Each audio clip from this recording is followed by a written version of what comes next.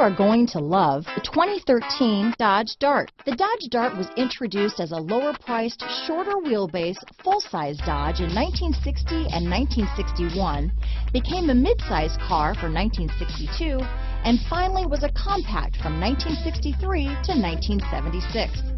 Chrysler had previously applied the Dart name to a Ghia-built show car in 1956.